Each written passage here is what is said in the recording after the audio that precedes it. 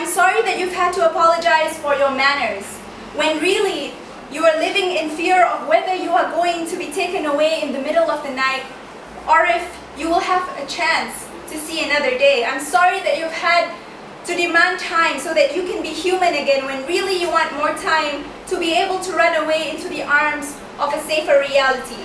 It is us who need to be human again for putting you in the least of our worries. I am sorry. I am sorry that there are people out there who are putting you to account for things that you can't even afford to think of right now, when all you want and all you need is for the hate to stop. And then you can afford to think about how to speak well to get a job.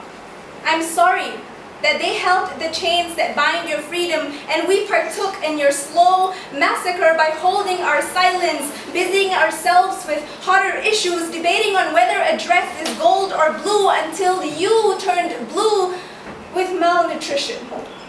I am sorry, young one, that you've had to grow up before your time, to learn that the world is a cruel place and playgrounds are not for your kind, and to witness a universal myth debunked to reveal a truth. The truth that adults don't actually know the answers to everything. The truth that they don't have magical powers to be able to provide food on the table every time you are hungry. And they're not excused either from feeling fear in times of danger. I'm sorry that the world finds your story unappealing. I mean, you don't have a holy place to protect, and not exotic enough of a complexion to capture the interests of those who claim to be hungry for unadulterated pixels.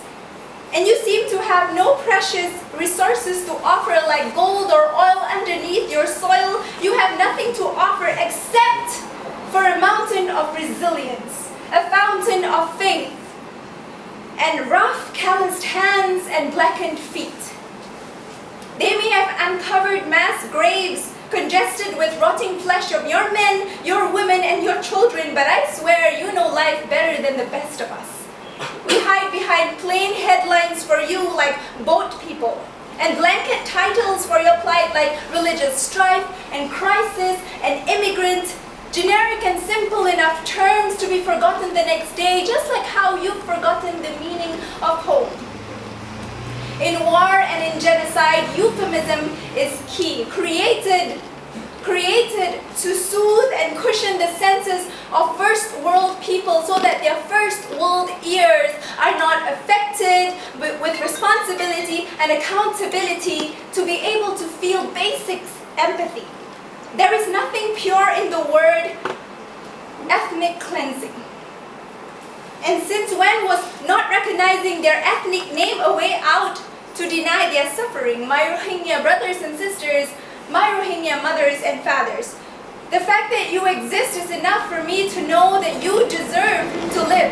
The fact that you breathe, smile, feel pain, and bleed red just as I is enough for me to know that you deserve medicine and aid. The fact that you still proclaim that God is one and prostrate down to earth at least 5 times a day as if you could not be any more humble than you already are, and still maintain that covering over your head even though you haven't had anything to eat, makes me determined that although you are the most dishonored people on the face of this earth, you are most dignified in His face. There is no barrier between God and the prayer of the oppressed, and there is a special place in heaven for people like you. I promise you, in your ultimate home, you will not be kicked out, displaced or erased. Your identity will not be questioned, your feet will not be uprooted from their place, and your houses will not be set ablaze. I promise you, your endurance will not be in vain. There will be no rejection in a place that knows no injustice.